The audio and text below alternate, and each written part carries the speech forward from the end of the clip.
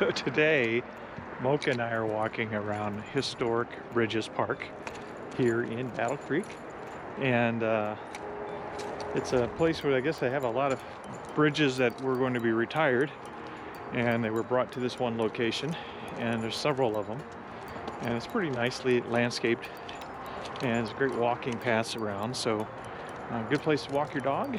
And so we're going to see what we can see today.